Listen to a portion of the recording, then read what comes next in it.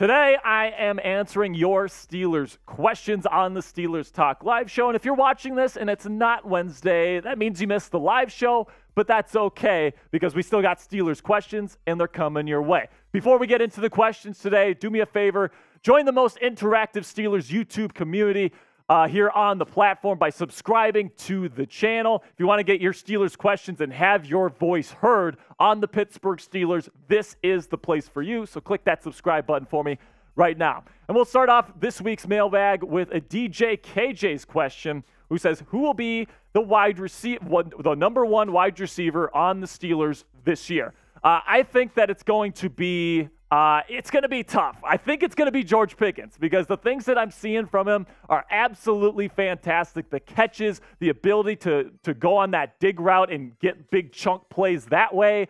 I just think that he's an absolute weapon. I think Matt Canada is making it more of a priority to get him the football this season. And listen, I love Diontae Johnson. He's a great route runner, probably a top 5 route runner in the National Football League. All right, but I think that some guys are just built different, and I think George Pickens is one of those guys. I compare his skill set to DeAndre Hopkins, whereas Diontae Johnson is like a Brandon Cooks almost, like a shorter receiver, good route runner. You know, he's going to be very reliable for you when you put him in the slot. But in terms of a true alpha-type number one wide receiver, I think that's George Pickens, and I think that's who's going to be the wide receiver one this year. Then we got a $5 super chat from Chase.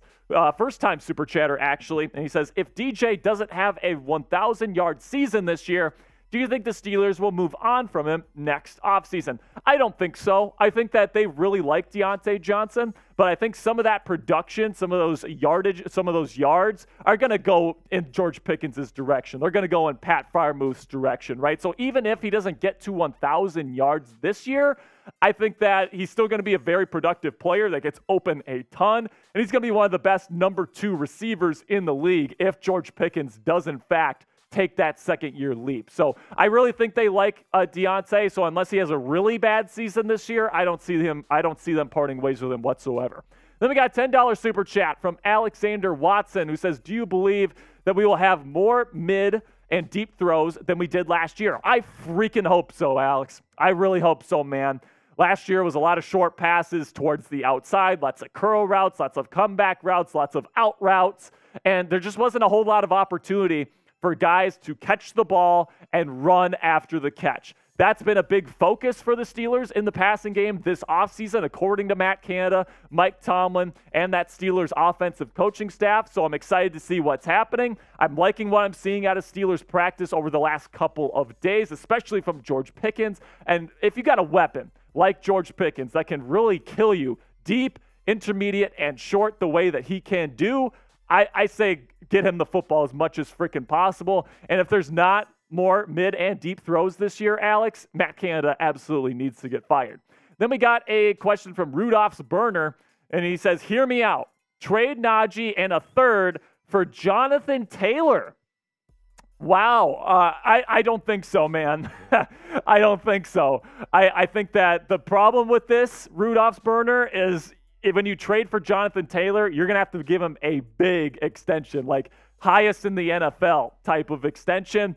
And after the season he had last year, I don't want to give him that kind of money with how much they're already spending on the defense. The Steelers just can't afford Jonathan Taylor at this point. I'm not even sure if they're going to be able to afford Najee Harris when his contract comes up here in a couple of years. So although it's an interesting idea, I guess, I'm gonna decline that trade offer if I'm Omar Khan. But let me know what you guys think down there in the comments section. Is this a good idea? Should the Steelers trade for running back Jonathan Taylor and give up Najee Harris in order to do so? Give me an HY for hell yes, or give me an HN for hell no. This is going to be the pinned comment on today's show. So YouTube's going to throw you an ad break here in just a couple of seconds. Take advantage of that time by giving me an HY or an HN right now in the comments.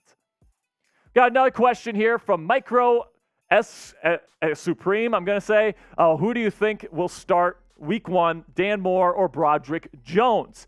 That's a good question, man. I think it's going to depend on how Broderick does throughout training camp. The Steelers coaching staff has been extremely clear. If Broderick Jones can play and he is ready, he's going to play. Okay, plain and simply, he's the future. When he's ready, he's coming out of the oven, so to speak. Okay, but the question is he going to be ready, right? He was pretty raw in pass protection coming out of the University of Georgia. And if it's still pretty raw by the end of the preseason, I say go with Dan Moore Jr. He's the better pass protector right now, in my opinion, and he's fine as a run blocker. So I think that you want to protect Kenny Pickett at all costs. So I think that if Broderick Jones isn't ready, there's no harm in starting the season with Dan Moore as your starting left tackle. Then we got a question from Alex Manderfield. What's up, Alex? Says, how do you feel about Monty Polybaum retirement? I think it's interesting because he was there for a couple of practices during training camp, and he was like, you know what, I'm going to retire. I'm gonna go pursue I think it's in the medical field that he's going to go back to school for now. The big question for me is, why didn't you come to this realization before you wanted to enter the NFL? And then even then, like once you came to the league and you figured out that this isn't for you, like during OTAs and minicamp, why didn't you retire then? Why did you have to wait for like the second day of training camp to announce your retirement? I just think that's a little weird, man, but best of luck to Monty the Mullet. Then we got Trey Roberson here. And he says, Joe concerned should we be with Joey Porter Jr. possible injury? So he was a little bit ginger coming off the field at practice today, but let's just say the trainers weren't giving him a ton of attention. Okay, so if anything, it's just probably going to be like a mild sprain or something like that. He'll be back in a couple of weeks at the very most, in my opinion. I definitely don't think this is going to be a Corey Trice Jr. situation. I would say don't get too worried or riled up about the Joey Porter Jr. situation.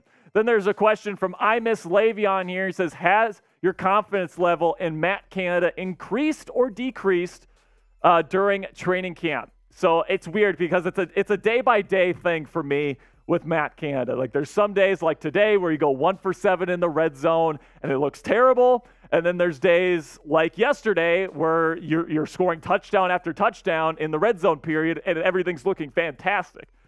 So I would say slightly increased. I like the ways that they're using George Pickens. I think the run game has been looking pretty decent. You know, but I have to see this in an actual game. I have to see this stuff on film with all 22 film to really say that I am 100% confident in Matt Canada heading into this year. But now let me know what you guys think down there in the comments. What is your confidence level? And offensive coordinator Matt Canada right now, has it increased or decreased? Give me a number on a scale of 1 to 10 on how confident you are in the Steelers offensive coordinator. Then we got a question from Chase, another one here. He says, if the Steelers make the playoffs, what are the chances of getting to the Super Bowl? I think we max out at a divisional round appearance, just my opinion. And listen, Chase, it's going to be very difficult to get out of the AFC, especially in the next decade. I'm just going to warn you guys right now, with Lamar Jackson, now Aaron Rodgers, Joe Burrow, Deshaun Watson if he gets back to that 2020 version of himself. Right, there's so many guys. Trevor Lawrence is coming up. Justin Herbert. There's so many good quarterbacks in the AFC conference right now and so many good teams that if you make it to the playoffs, even if you're like the number 1 seed, it's going to be tough to get through this gauntlet. So I'm looking at the Steelers. Chances of making a Super Bowl are low, but that's because a lot of teams' chances are low in this division. There isn't a clear favorite, in my opinion, this year, and I don't see a clear favorite emerging in the future. Like Kansas City is probably the presumptive favorite, but even then, like they don't have a true number 1 wide receiver this year, right? They lost their starting right tackle. So I'm looking at the AFC. I think it's anyone's game, and if you can get a ticket to the dance, at least you've got a shot. Then we got a question from Young Noticeable. What's up, Young? Says, what's your one-word reaction on Pickens mossing JPJ? Also, did you see Travis Kelce swinging on his defense? Got to be pumped for the football season. My one-word reaction for the Pickens catch was alien. The dude's a freak. The dude is an absolute monster. Making that kind of catch where he's hanging in the air one-handed over a defender, only maybe like 2 or 3 players in the National Football League could make that play, and George Pickens is one of them. I feel so lucky that the Steelers have Mr. Pickens as their wide receiver 1, I think, going into the season this year, and I can't wait to see him play this year. Then we got Sperry Psychos in the chat. What's up, my man? says, what was your favorite part of your trip to Pittsburgh? I would say training camp practice. I loved going to training camp. All the people that came up to me during, I was walking around the grounds there at Latrobe, all the people that stopped me and said, hey, man, you do a great job on your show. Thank you so much. I'm a big fan. That meant the world to me, man. The people that came up to me, you guys know who you are. I appreciate the support. And the amount of love and support that I feel from this community is just unmatched, in my opinion. And I love you guys. All right, so go ahead and like today's video to help out the channel right now. Really do appreciate all the support, guys. It's a free and easy way to help us out. If you want to give us a little bit of love today, go ahead and click that thumbs up icon right now.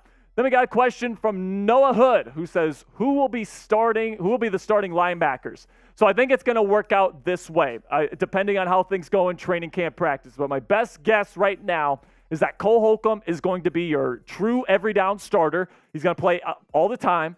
And then you've got two guys that I think are going to be rotation pieces. Landon Roberts, who's going to be playing early downs to kind of defend the run and blitz, which is kind of his specialty. And then also Kwon Alexander, I think, will come in and be more of a pass coverage linebacker in those nickel sets, all these different things, trying on the third and longs, on the second and longs, obvious passing situations, late game situations, end of half situations. That's going to be Kwon Alexander, in my opinion. And I think the reason why they want to do that is because Landon Roberts is a liability in pass coverage. Just the way it is, I think it's just not his strength. He's a really good run defender. He's a really good blitzer. It's just not his cup of tea to go back in zone coverage and read the quarterback. Then we got a question from Pickett VFX here. He says, why do you think Canada didn't trust Pickett deep last season? Do you think he will trust him this season?